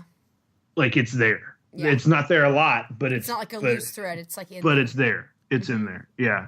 I would have. I thought it was good. More, but yeah, I agree with you, Jake. I'm right there with you with like the surprise factor, because we were all caught off guard by it. I was super excited because we'd all been hanging out all weekend and we'd had like a really fun day, and we had a bunch of treats in the refrigerator, and it was like perfect for us to sit down and watch a movie together. So it was really cool also to like have that experience of like a new movie on Netflix in your house. Like, you feel like you're kind of getting away with something.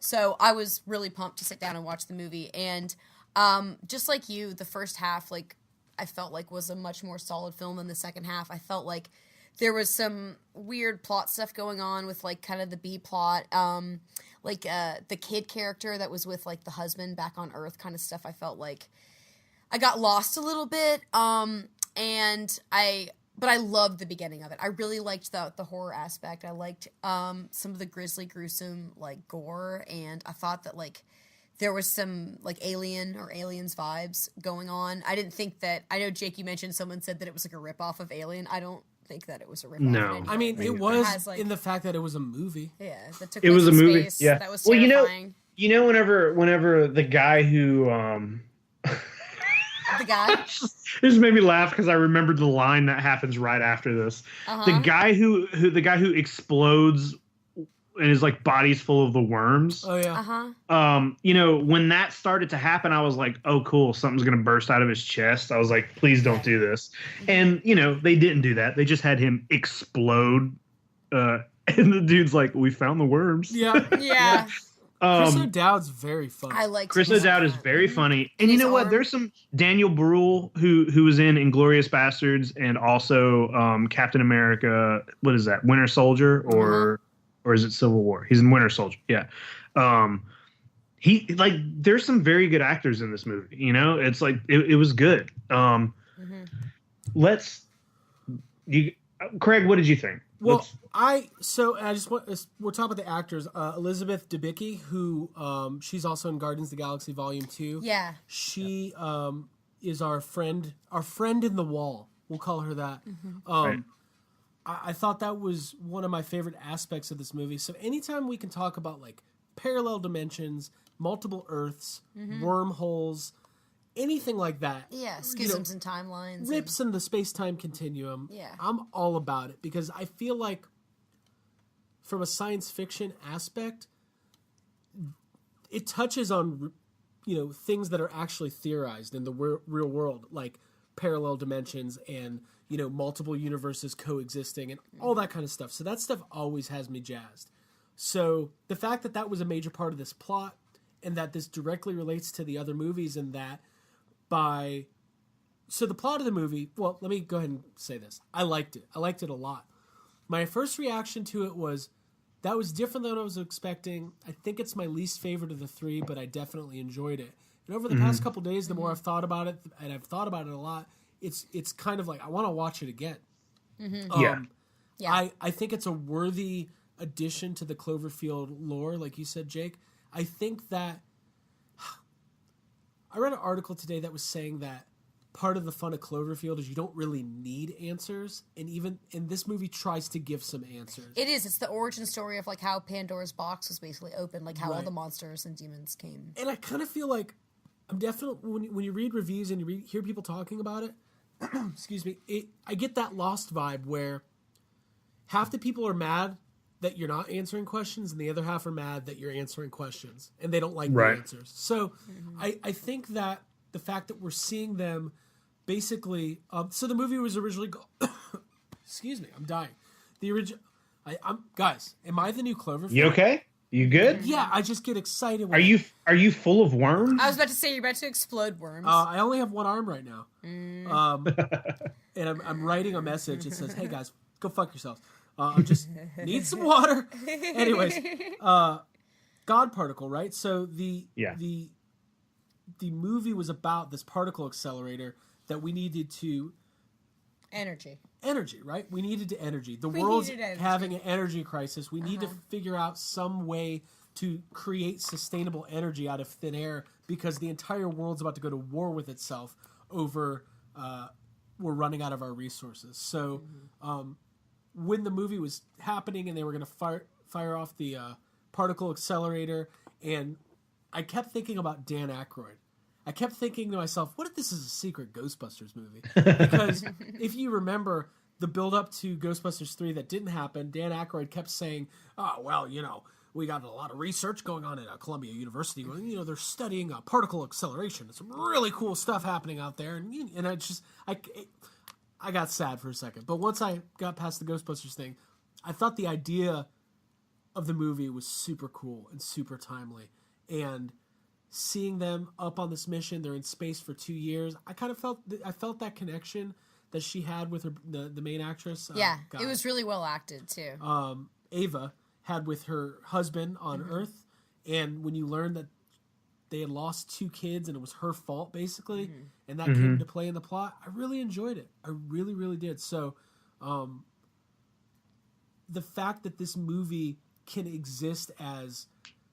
It almost feels like we're going to get a lot more Cloverfield movies, and this will be the one movie you can keep coming back to going, all the weird shit that happens in these Cloverfield movies can kind of be explained by the fact that they went up there, they ripped a hole in the, in space basically, and that started the ball rolling. We now have monsters and demons and aliens appearing in multiple universes, multiple Earths, multiple times, in the future, in the past. Yeah, Jake, you said you did some research on the timeline stuff. Yeah, because it is a little like when you're watching the movie, it is a little confusing. But that, if you listen to the guy before they even do the experiment closer to the film, there's like a guy on the news, and he's like warned. Also, by the way, that guy's last name is the same last name of John Goodman's character in Cloverfield, 10 Cloverfield Lane. That's interesting. I didn't know. So, we don't, who knows? But anyway, he's basically saying, hey, this could fuck shit up. It could cause things to happen in alternate realities, alternate dimensions, other Earths. And he's basically just explaining Cloverfield, the Cloverfield movies. Some people are confused, oh, well, this movie's in the future. Why is there a monster at the end? Because the first Cloverfield movie takes place in 1998 or, I don't know, 2000 and whatever. And that's because it's not the same. It's not the same Cloverfield monster. It's not the same reality. In the reality of this movie, the Cloverfield first Cloverfield didn't happen. Right. 10 Cloverfield Lane didn't happen because they're different realities. Right. In this world, this reality, this experiment that fucked everything up is causing shit to happen all over the place. So, and I like to think of it as Cloverfield movies can kind of be like the Twilight Zone, where you've got these unexplainable paranormal events happening, or monsters, or kaiju, or whatever, and it almost this movie serves as this movie is the loose connection that can connect all of those movies together. You can have 50 Cloverfield movies that don't necessarily have a linear connection. Maybe they do, maybe they don't. but you can go back to this event in this movie and say, the reason why this is happening is this. Yes. Exactly. But all of these movies, like, beyond just, like, plot-wise, they thematically have a lot of the same feelings of, like, tension and really good horror, like, escaping scenes and stuff like that. So I think that there's a good reason to watch them either way, like, beyond just that connection. Like, this movie felt in a good way like the other movies, like, at their best. So. Right. Now, what do you guys think?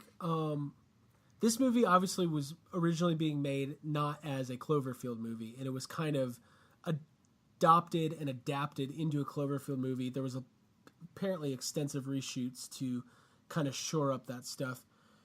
I kind of wish that they would be commissioning a writer's room to have people come up with original Cloverfield concepts going forward. Not that I think that this is a necessarily bad way to do it, but I think if you got some really creative people, up-and-coming writers, people that are hungry to write this kind of fiction, that maybe we can even get better. Like, keep them going, but make them, make the series even stronger than it is. Yeah, I agree. I mean, I agree with you. I think it's always better to. It's always. We talked about this when 10 Cloverfield Lane came out because that was the exact same thing. That wasn't originally a Cloverfield movie either, and they changed. Yeah, the whole, like, the ending is completely different, to make it a Cloverfield film. And right. I think it works. There are times when that kind of thing doesn't work, but I mean, if they want to hire a writer to do it, then that's great. And maybe they will. Like, their plans are to keep going. I don't know if Overlord is.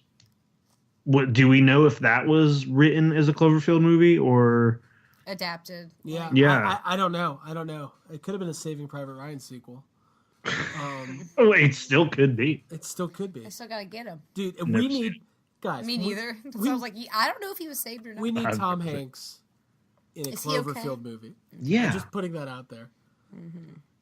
I mean, I'd watch it. So listen, there's a lot of Cloverfield. The universe has a lot of theorizing and theories, just like Lost, just like other shows that we've been into in the past.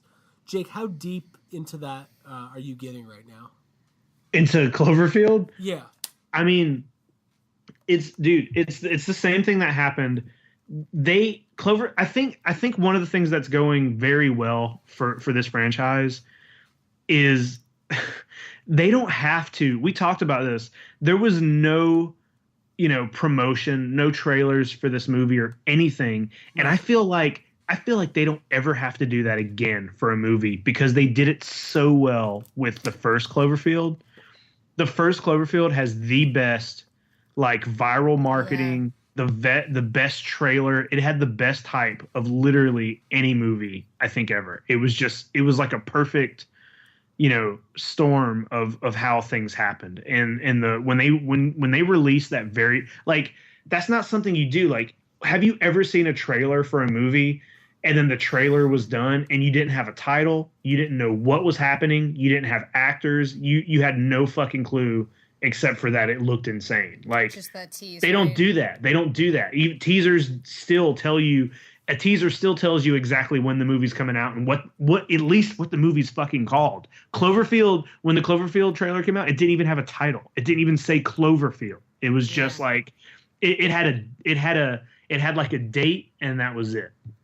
And and the speculation was insane. Yeah. And it was crazy. Was crazy, but it was so good and that people still remember that. And that's the reason people were like, "Oh fuck, Cloverfield 3's coming out tonight." It's because that's still in everybody's head with how good that was. And then they've topped it. They've literally topped it every time. They do something crazy with their release every single time. Like, I mean, when 10 Cloverfield Lane came out, it was literally like, "Oh fuck, Cloverfield 2, we're going to see it in a month." Right. Yeah.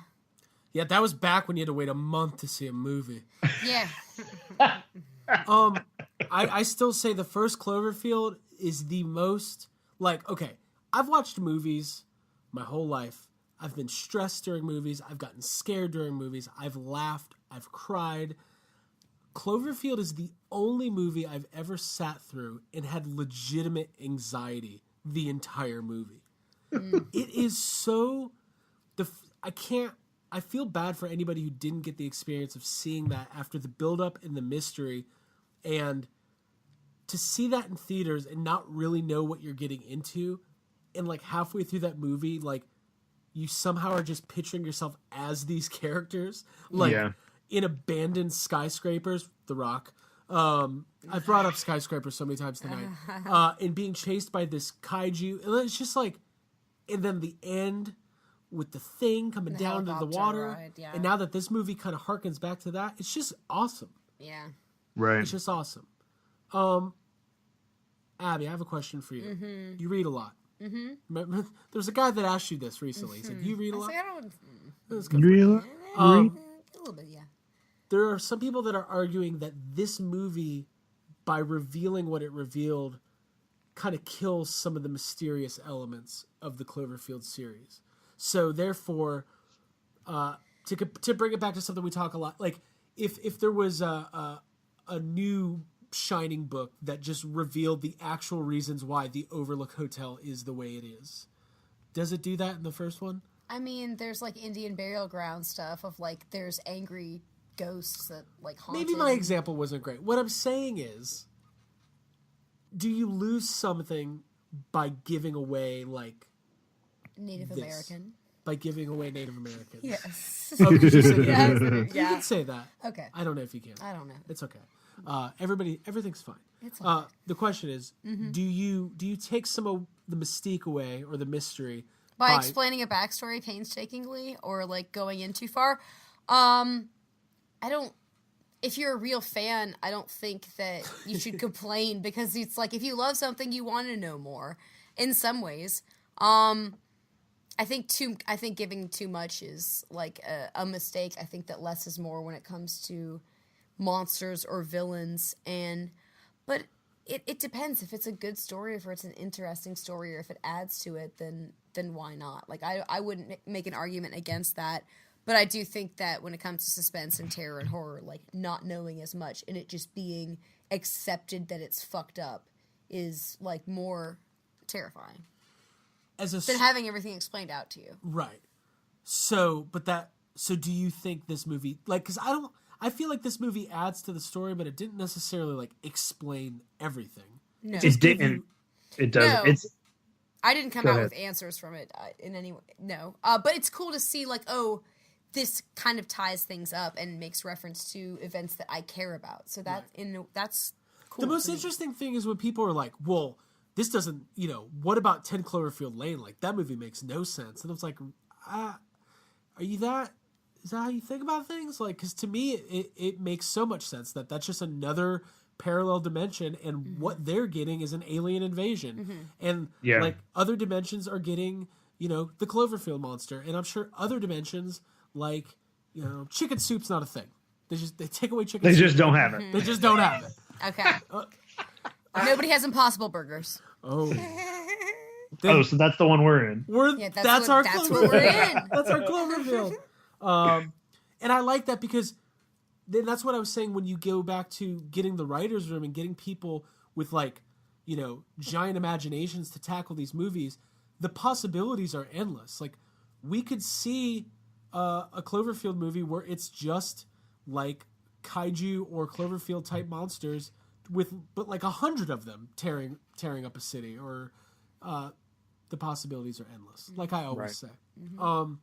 So as a straightforward sci-fi flick, taking away all the Cloverfield connection, which you can kind of look at this movie as a standalone as well. How do you think it holds up compared to some of the classics like Alien or The Thing? I think it falls short, like when you compare it to the classics, because like I mentioned some of the plot stuff getting a little muddled or confusing. I think that sometimes when you flash, like I'd probably give like a B. Like a solid B. I'll say this though, it might fall a little short to some of the classics, but I'll tell you, it shines above some of the sequels to the classics. Okay. This was much more enjoyable, and I think I might call this a better movie than Alien Covenant. Oh, yeah. I would agree with that. For sure. I would agree with that. So I think it does well at holding its own, and it also, you know, we mentioned like when you get like a sci-fi space movie, a lot you think Alien. Like no matter what, it might be hard to not get compared to Alien, but the issue that's happening in this movie, like the problem that they're having is that there's no rules for, you know, physical matter, and crazy shit is like the wall eats somebody's arm, and then his arm is writing a message to them, and then someone gets, all of a sudden there's a person stuck in a wall with like that shit is all weird, and that's not stuff we see a lot. Like there's nothing that kind of, I didn't see any of those scenes, and I'm like, oh well, this is like this movie. It was holding its own ground, I think. Yeah, it was like fresh and skin crawling. It wasn't until closer to the end when they're trying to basically like outrun an explosion kind of thing. Yeah. That's when it starts to fall into like territory you see all the time. But I think I'm officially going to count Lost as canon to Cloverfield. Dude. Okay. It is. Where do you think that polar bear came from? I bet it is. Mm-hmm. Whispers in the forest. Frozen donkey wheel. They got a smoke monster. Yeah. They got a John Locke. Dude, there it is. But, and it's in Castle Rock. I don't know if you guys ever noticed this. No chicken soup. Oh, or Impossible Burgers. Okay. But they got like, didn't they get like chicken biscuits or something, or fish biscuits? Peanut butter. Oh, the little fish biscuits that Sawyer gets when he's in the cage. So yeah, I think overall we all enjoyed this movie, and from what I'm in talking to people, a lot of people just weren't that into it. I was actually surprised to hear that it was like that panned by fans. Yeah, me too. Online when I heard that the next day, because I was like, wow, I really enjoyed this. What a treat! Because it was really it was kind of like a roller coaster ride when it started. I was like had my like fist up in the air. I think I like jumped a couple times, and it was like I was legitimately like looking around at you guys like, this is a really good movie. I feel really lucky. What's really interesting is this. So I get the vibe that the reason why they sold to Netflix is they had some sort of indication. Well, the reports came out today that said that J.J. Abrams was not able to get the movie where he wanted it to be. So for whatever reason, it wasn't up to their standards for a theatrical release. And maybe they just had a feeling like, listen, if we put this out, even if it's decent, if the reviews are really bad, we could be looking at a box office bomb. And not only are you losing the money on the movie, you are now risking the future of the franchise. Yeah. Mm-hmm. Compromising. So Netflix reportedly bought the movie for $50 million, which is, I'll have to look it up real quick, but I bet that 10 Cloverfield Lane did not make much more than $50 million. And the answer is, those are my noises I made. Okay. So 10 Cloverfield Lane made $72 million domestically, another $38 million, so 110 worldwide. So this movie made $50 million from the Netflix purchase. I guarantee that they made their budget back plus some, and now Netflix just gets to have it on their platform forever. And do you know how many people watched this movie that would have just never gone and seen it? Right. A whole lot. There's probably people who watched it who are now going back and watching the original Cloverfields to see what those are about. Yeah. So I think it's kind of a win for everybody. I agree. The other funny thing is none of the actors knew this was happening until that day. God damn. Oh, wow. Yeah. Right. So I think this is a memorable one. Like, whether or not the movie's the greatest thing that's ever happened, I think is a little besides the point. The marketing or lack of marketing, the way it was released, and the instant viral reaction is kind of unprecedented and historical. Yeah. And I was glad to take part of it. Yeah, it catches like wildfire. There's like nothing more exciting than having that little bit of news hit and you text your friends, you get in your group message, and it's like everyone's watching it together and posting about it. Like, it's a really fun thing to be a part of. So I thought it was special. Agreed. Thank you. Thank you very much. Thank you, Cloverfield. And I kind of wish more movies would just come to Netflix. Yeah. I wish all movies. No, I just like going, all of them. I do like going to the theater, but me too. A lot of movies I wish would just go to Netflix. We should, Jake. You have Movie Pass, right? I like going to empty movie theaters. Sure. You should write Movie Pass and be like, "Hey, I was planning on seeing Cloverfield, but it wasn't released in theaters, so you guys owe me money." Yeah. Somehow they owe you money. Definitely do. Well, cool. Well, we won't go much longer. We covered a lot of ground, covered a lot of trailers, covered We're all the Cloverfield. fucks. And I'm sure we'll all keep watching Cloverfield and have more. I'm about to dig deep into these theories. Yeah. On the Cloververse, there's a subreddit called Cloververse. Yeah. And I need something to theorize about. Did you guys watch The Leftovers? I heard that show has a lot of this. Started it. No, I've heard of it, but I never started it. Maybe we should watch that next. Let's do it. Alias. Alias. Doing it. Leftovers. All right. And then Cloverfield 10, Your Mom's Cloverfield. That's what it's called. All right. So listen, next episode, after this episode, we are going to be talking about our time at Days of the Dead. Yes. Right? Yes. There was a convention in Atlanta. We got a couple interviews for you guys. We talked to Alex Vincent, who played Andy in Child's Play, Child's Play 2, Child's Play... Oh, God, what's it called? Resurrection? That's not what it is. Curse. Curse. Curse of No, Chucky. it's Cult. Cult of Chucky. Well, he's got a little cameo in Curse of Chucky. Curse and Yeah. Yeah. Curse and Cult. But then Child's Play Resurrection is the one I'm into. Right. Not real. So we talked to Alex Vincent for a little bit. Cool guy. Got a little bit of insight into what's going on in his life. What's it like to be Andy Barclay. Talked about Seventh Heaven. Talked about Seventh Heaven for a while. Bit. It's mostly Seventh Heaven. That's and what then, I wanted to talk about. Also really cool, we talked to Brandon Crane and Marlon Taylor. Yeah, that was cool. Who were young Ben and young Mike in the original 1990 It miniseries. Yeah. Jake got us set up with them. So Jake, thank you very much. Thanks, Jake. Oh, you're welcome. Thank you. We're welcome. I'm welcome. And Thank me. They were really great guys, and what was cool is this is their first con they've ever done. Yeah, it was very cool. And it was funny, and we'll you guys will hear the interview, and so I won't spoil anything. But they're doing another convention in Birmingham, and we thought, oh, Birmingham, that's great. We'll go. That's like an hour and a half. It's the UK. Oh. It's Birmingham, United Kingdom, England. Just a little convention. Yeah, And just I was right like, up I the want to road. step down from Atlanta. I know. They're going to But apparently they're doing more of the original It cast. Sorry members. if you live in Birmingham. It's So, great. If you live in Birmingham, Alabama, we're sorry for so many reasons. But if you live in Birmingham, England, is that what it is? Sounds like it. Sure. We could fact check. You'll be seeing Brandon Crane and Marlon Taylor. So and we'll plug that and let our international listeners know how to get more information. So that'll be coming up next week. Until then, happy 2-year anniversary. We love you guys. We appreciate it. We hope that you stay with us for another, I would guess, 2 to 14 years. I want to stay 2 to together 14. forever. What if we podcast for the rest of our lives? What if Fine. we're like 80 years old? Welcome to episode 942. You guys have some. God. We're going to talk about the pudding in the home. We're 87 and we're talking about Cloverfield 315.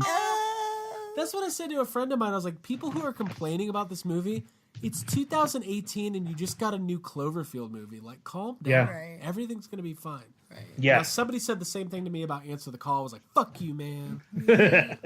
You don't get it, man. Ghostbusters isn't a movie. It's a way of life, Yeah, dude. Well, cool. Well, we'll see everybody next week. Cool. Don't forget, check Yes Have Some podcast out on Facebook at Yes Have Some. That's not our website. That's not it. That's wrong. not our website. Are we? Yeah, whatever. We own Facebook now. Check us out on Facebook at facebook.com/YesHaveSomeCast, and also check out our official discussion group, Yes Have Some Group Therapy. All you got to do is get on Facebook and search Yes Have Some Group Therapy. You'll see, you'll join, you'll Talk about your problems. and that's what people do. Yeah. People get stressed on there. That's good. You can also find us on Twitter and Instagram at YHS Podcast. And of course, our official website is yeshavesomecast.com. Anything else before we sign off, folks? No. Done. I'm done. I'm all out of Episode fucks. done. We're done. Fucked without you. 2 years. Yes. Cool. Happy 2-year anniversary, guys. It feels good. Thank you. 2 years Yes, old. does. We'll all get a big. Do we get a coin or something? God, I want one. Like A a challenge Bitcoin. coin? A Yeah. Bitcoin. A Bitcoin. You should get a Bitcoin. All right, we'll see everybody next time on Yes Have Some. Thank you very much. Happy anniversary. Happy anniversary. We love Bye, you. guys. Bye. Good night.